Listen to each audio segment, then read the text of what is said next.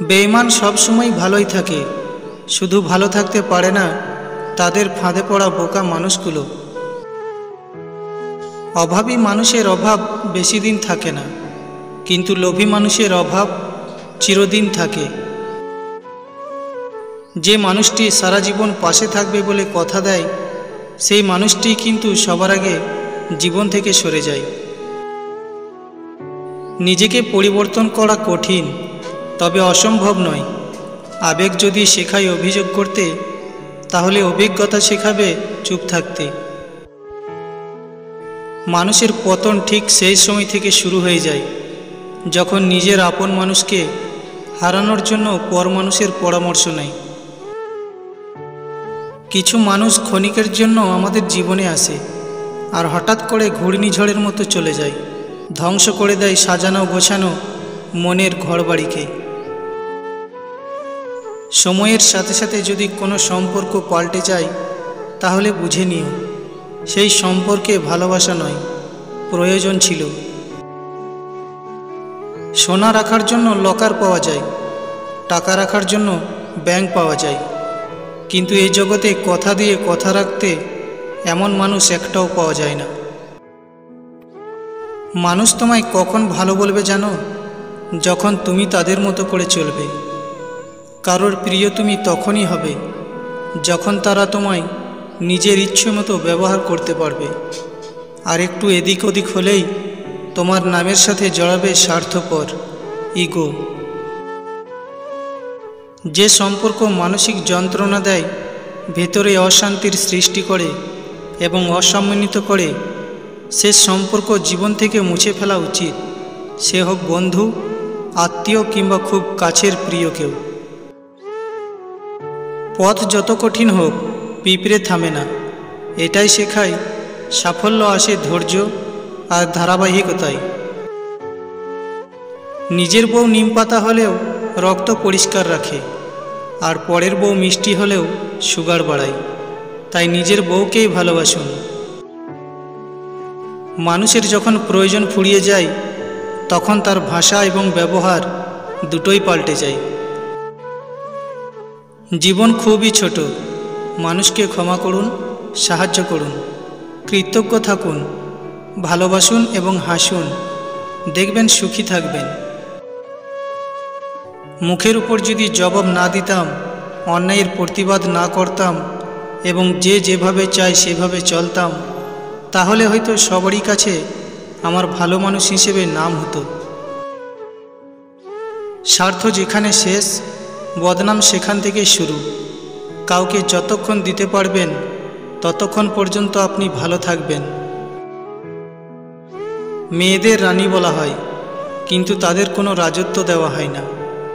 মেয়েদের পরী বলা হয়, কিন্তু তাদের উড়তে অর্থাৎ সম্পূর্ণ স্বাধীনতা দেওয়া হয় না। মেয়েদের ঘরের লক্ষ্মী বলা হয়, কিন্তু তাদের উপযুক্ত সম্মান দেওয়া হয় না। সমাজে এখন সত্য কথা বলাটা যেন অপরাধ হয়ে গেছে। হয়তো ঝগড়া সৃষ্টি হয়, নয়তো সম্পর্ক নষ্ট হয়। টাকা থাকলে তুমি অনুষ্ঠানের প্রধান অতিথি, টাকা থাকলে তুমি গ্রামের প্রধান, টাকা থাকলে তুমি বিশিষ্ট সমাজসেবক, টাকা থাকলে তুমি বইয়ের কাছে সেরা স্বামী, টাকা থাকলে তুমি সন্তানের কাছে সেরা বাবা। যার কাছে টাকা নাই, তার কাছে কিছু নাই। কথা শিখতে একটা মানুষের 2 বছর সময় লাগে, কিন্তু কোথায় কি বলতে হয়, কিভাবে বলতে হয়, কি বলা উচিত নয়, তা শিখতে সারা জীবন লেগে যায়। স্বামী হলো শান্তির একটা জায়গা। স্বামী কখনো স্বার্থ খোঁজে না। একটু ঝগড়াঝাটি হলেও দিন শেষে বউকে ঠিকই কাছে টেনে নেয়। হয়তো একটু বেশি শাসন করে, তবুও স্বামীর মতো কেউ আপন হয় না। কি ভাবছেন লোকের উপকার করে খুব মহান হবেন? ভুল ভাবছেন। স্বার্থের দুনিয়ায় কাজ মিটে গেলেই সবাই আপনাকে ভুলে যাবে। যখন কেউ কারোর জন্য কাঁদে, সেটা হলো আবেগ। যখন কেউ কাউকে কাঁদায়, সেটা হলো প্রতারণা।